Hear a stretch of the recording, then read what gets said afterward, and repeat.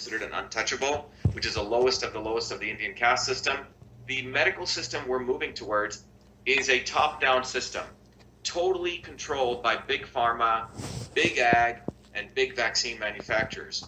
Sustainable Development Goals that have signed off by the United Nations and all their countries in 2015. It's called SDG 3, which was signed in 2015. They paint a utopia, Gary. It's this utopia of the elites. Subsequently, in an Immunization 2030 document as an addendum to that, they say the way we get to utopia, these 17 goals, is we must immunize everyone on the planet, e.g. vaccinate everyone. And the reason this is important is, look, I created a company called Cytosolve, one of the other inventions I did out of my PhD work, to use the computer to understand chemical reactions in our body and on our cell, to basically use a computer to model diseases so we can eliminate the need for animal testing. So Cytosolve is this amazing invention which allows me to do in a different way what my grandmother did intuitively, which is to understand the combinations and mixtures of chemicals to figure out medicines from food and natural products faster, cheaper, and safer. When I built that, I said, wow, pharma guys would want to use this because it takes them 15 years to build a drug, $5 billion. And I don't know if you know this, the pharma industry is in peril right now. They're not making any money, really any money from pharmaceutical drugs because lots and lots of investment in R&D, and they're getting less and less new drugs allowed by the FDA because of their toxicity. So what pharma companies have moved to is vaccines. In 1986, the Vaccine Court was created. John Kennedy implemented the National Vaccination Act in 1962 under a fake science or an outdated science of the understanding of the immune system. That led to many injuries that took place between 1962 to 1986. In a response to those injuries, another Kennedy, Ted Kennedy, led the creation of the National Vaccine Injury Program, which led to the creation of the vaccine courts, not in the judicial department, but under Health and Human Services, which basically allowed indemnification of vaccine manufacturers so you couldn't sue them, and the maximum liability for death was $250,000, okay? And so we're in a situation now that for pharma companies, vaccines are pure profit, no liability, no risk, they can't get sued. When I came into looking at the one-size-fits-all vaccine program, there were other activists in this field, and frankly, many of them were controlled opposition. People like Bobby Kennedy was playing a good game saying he's against vaccines. Meanwhile, he endorses Hillary Clinton, who is vaccine queen, okay? So the position I took was I said, we need to really educate people on the immune system. You'll see the videos I started doing. They started going viral, and the movement started taking off. And then, in fact, 5 days before the coronavirus stuff hit, about a week before, is when we won a major victory in New Jersey against these vaccine mandates. The deep state of a few set of people, from the Gates Foundation to the Zuckerbergs to Hillary Clinton, congealed with the UN and the deep state elites. They're going to fear-monger on coronavirus because of the ignorance of the medical profession. Most MDs do not know what the immune system is. They don't even study nutrition. Based on that ignorance, they were going to scare the hell out of people with the coronavirus to essentially say, we need to do this for the quote-unquote common good. That's what we're seeing go on. There's speculation, considerable speculation, that the virus is actually a manufactured bioweapon. Now, the State Department, among others, are pushing back against that narrative, simply calling it Chinese and Russian disinformation. What happens is this kind of virus, if you think about a big ball representing your cell, these little particles land on that cell, and their goal is to get into the cell and use your cell's machinery to replicate themselves. We have about 380 trillion viruses in our body. It's called a virome. We have about 60 trillion bacteria in our body, and we have about 6 trillion cells, which is what we're made of. Coronavirus is a class of viruses that create flus. These ones create respiratory syndrome. The coronavirus in Wuhan was a different strain than the one that was in Iran versus the one that was in Italy.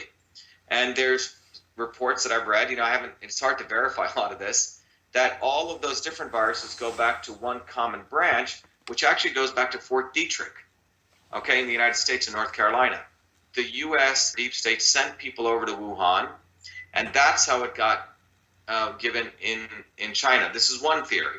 Whether it came in or not, my view is that if you believe in the concept of a set of people who don't care about the U.S. national interest or the Chinese national interest or the Indian national interest or Italian. They're more care for their own global interests. You know, you could view a scenario where it got created by the deep state and got put out there. What was going on at this time? Hong Kong was blowing up. Remember that? And what people do not know is 6 months before the coronavirus, there were massive anti-pollution protests by Chinese citizens in Wuhan. You don't protest in China without risking your life. It's not like they have the First Amendment there. So large numbers of people were taking to the street and protesting, tens of thousands, because the Chinese government was going to build one of the largest incinerator plants, which was going to just spew out pollution.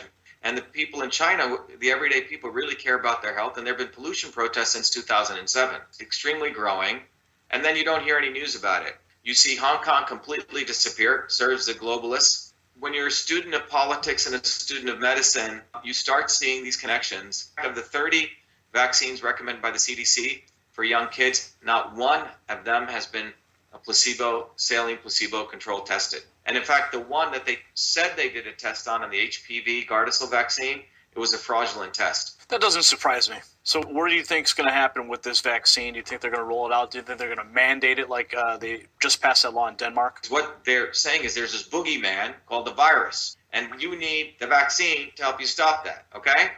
Boogeyman, savior. Savior's Bill Gates, Clinton Global Initiative, etc., Big Pharma. If you actually understood the immune system, it's laughable. The reality is the immune system has evolved over billions of years. We grew up in bacteria and viruses. We're supposed to play out in dirt. That's how the immune system gets turned on. So what happens is it's people who have immunocompromised immune systems, which means their immune systems are not firing on all cylinders. Imagine you have 3 cylinders, it's only firing on 2. You know what happens? The third cylinder has to take up all the effort, right? Well, that third cylinder in immunology is called cytokines. It fires so hard that it overreacts. And it starts not only attacking the virus surface, but also starts attacking your own tissue. So it's your own body attacks itself because of a weakened and dysfunctional immune system. Well, how do you get a weakened and dysfunctional immune system? Eat sugar all day. Eat a diet that's no longer has any vitamin D and nutrients. And that's why I wrote that letter to the President of the United States. This is really about immune health. This is the fact that we don't get enough vitamin D, we don't get enough vitamin A, we don't get enough vitamin C. I mean, there's other things, but we can focus on those 3 things. In Chad, in African country of Chad and Djibouti, there's only been one COVID case and no deaths. Why is that? Well, because people live probably lives that we should probably think about living. They're out in the sun. They're, digging up roots. We may consider these people third world.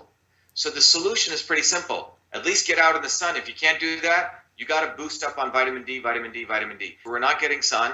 We're not getting fruits and vegetables, but depleted culture for 25 years. Monsanto, those pesticides affect the gut microbiome, which throw our gut off. And then we're eating high sugars. I mean, it's a recipe for death. But we're not addressing that. We're like hyping up this virus. And what is the result? You have people hiding out in homes, people getting ready to accept fascism, not addressing the fundamental issue, which is immune health. I'm envisioning a time where we're going to see the same thing. Coronavirus vaccine is free for everyone today, right? So that's, I think, a future. Well, it's going to be even more. It's going to even be more unfortunate than that. It'll be, oh, Gary, your driver's license is coming up for renewal. Did you get all your vaccines? You can't travel. Hey, you can't take the train or the bus. Hey, you can't go to the gym. You can't go here. This is where this is headed. A gym will say, well, we can't allow you in here, Gary. We don't want to harm all of our other people, right? You remember when, who was it? Michael Jordan played with the flu. People are like, wow, look at Michael. He's playing there with the flu. He's strong, right? He's sugarcoating it, boys and girls. Wake up. Pay attention. That guy should be given $1 billion. He's got a huge testicle sack on him. And he knows a hell of a lot more than I do.